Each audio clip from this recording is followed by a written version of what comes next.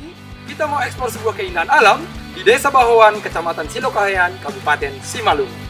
Di desa ini terdapat sebuah hot spring yang sangat eksotis yang bernama Kawah Putih Tinggi Raja.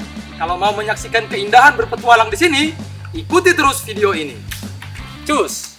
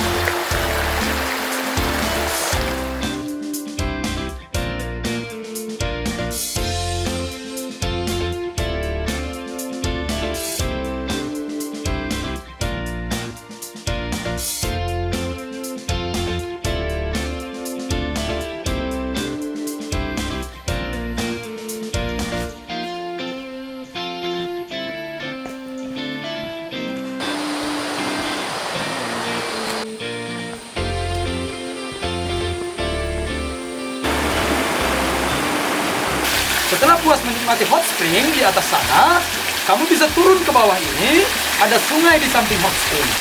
Nah, kalau kalian lihat aku sekarang, air yang mengalir dari atas sana adalah air hangat yang bersumber dari hot spring. Sementara, air sungai ini sangat dingin yang bersumber dari mata air di atas sana.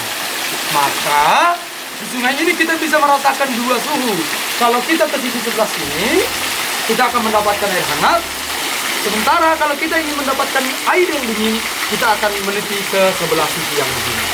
Ayo kita susuri sungai ini sama-sama.